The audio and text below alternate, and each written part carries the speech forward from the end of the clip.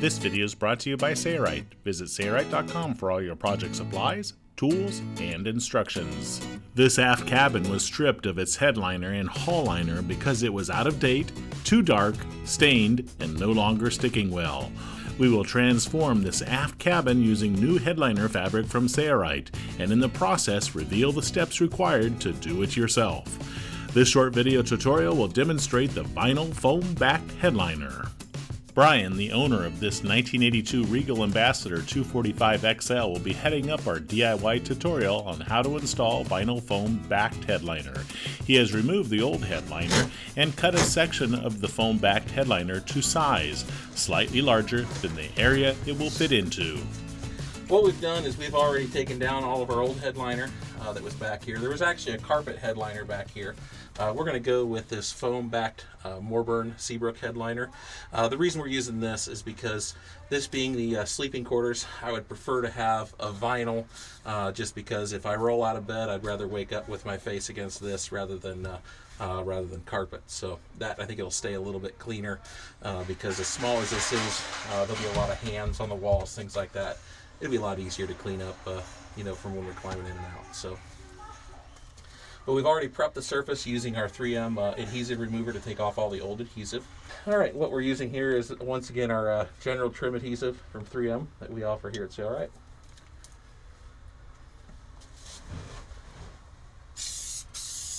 And I'll note that in addition to the mask, we do also have a fan that's blowing in one of the portholes here.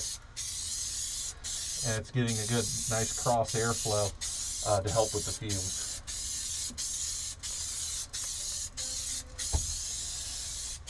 And we're spraying this in overlapping passes so we get good coverage here. Oops. And I have my headliner laying here specifically to help keep the adhesive falling onto my carpet.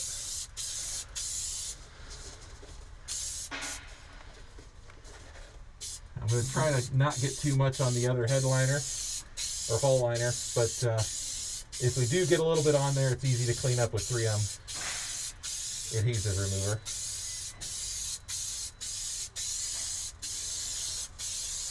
Okay, and now I'm going to turn my nozzle to turn my spray pattern, turn it 90 degrees, and that way I can go up and down.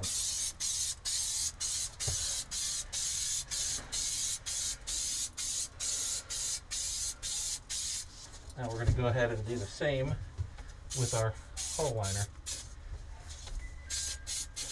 Okay, and you'll notice I'm still doing overlapping and crisscross patterns. I just want to make sure I get a good, even coverage. Okay, and you'll notice that the adhesive basically lays just on the surface of the foam. That's what we want. We need to let it set up for just a couple minutes, and then we're going to stick it. If you stick it too early, what will happen is the adhesive will really penetrate into the foam, but it won't really bond. We're going to cut in here and give a short demonstration on the importance of allowing the solvents to evaporate before adhering. Yeah. What we're going to do is we're going to adhere this headliner material to this board, but what we want to demonstrate is the importance of letting the glue set up before you tack it up. We'll apply it to two separate samples. So we apply our glue in the crisscross pattern for even coverage. A little extra. As he applies the glue, let's run a clock. This section of vinyl foam backed headliner is the section that he will apply before waiting the appropriate 3 minutes for it to tack up. And then the same way we apply it to our surface.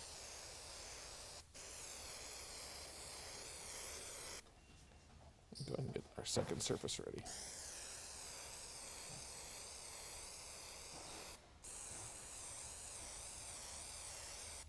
Now the first piece we allowed basically no time for it to set up. So we're going to put it in place, stick it down. And as you can see, it kind of moves around on me a little bit.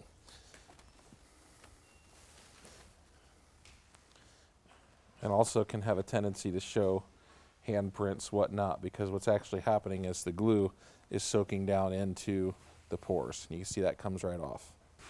Now the other piece, we're going to let it tack up properly. Now this here has tacked up for us. And so when we apply this, Before applying this piece, we allowed it to sit for approximately 3 minutes. we can see that it doesn't dimple nearly as much.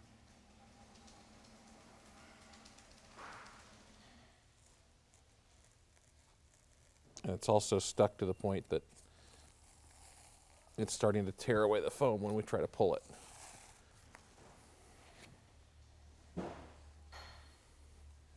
Remember, this is the one that we just basically, we sprayed the glue on and didn't give it any time to stick. And basically there's just no stick. Whereas letting it tack up, and there's a tremendous amount of stick. Now out here in the edge, I probably just didn't have enough glue out there. But there in the middle, it's tearing away. Back to our aft cabin. Okay, we've let this set up for a few minutes, and what we're going to do is we're going to start from the bottom because I have the bottom cut straight, and I'm going to work it to the top. I also have it perfectly centered. You can see we have a little bit of shape to it, so I have to make sure I have enough overhang there to get up into that into those corners. So we're just going to carefully tilt it into position, and we're going to start there with the center. We're going to work each way, making sure we're keeping things straight with our straight line. Now that we've done that, we can work up towards the top, and then we're just going to work from the bottom center to the top outside. We'll make sure we get it into that corner nice and tight. And we'll be coming back to trim that in a moment. When Brian moves to adhere the other side, a small wrinkle is present. He will need to act quickly before the glue sets to pull the headliner and reapply it. You can see that it sticks fairly quickly, so you do want to make sure that you have it into the proper position before sticking. This is a very small aft cabin, and we could not fit another person in to help Brian, but it would have been very helpful with placement and to avoid wrinkles. The cameraman, myself, and Brian are not small guys. Next step, cut away excess from all edges using a brand new razor blade and change it often. It's important to have a sharp blade in this process, so don't cheap out and not turn your blade often enough.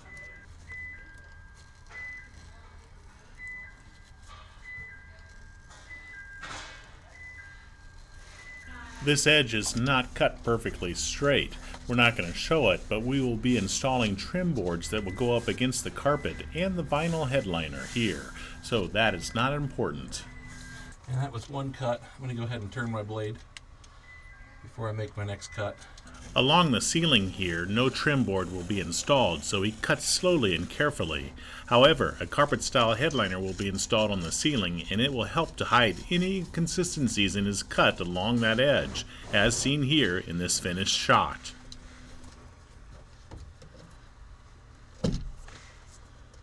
Okay, now for our last cut. Time for a new razor blade. Okay, in this corner here, we have a trim board that's going to go in place right here. So what we want to do is we want to cut more on this wall than we do here. I don't want to go cut here and put a big cut into my decorative panel there and not be able to cover it up with the trim. So just as you cut, just be cognizant, okay, the trim is going to go on this side or this side so that you ensure that you're not cutting material that's not going to be covered by the trim.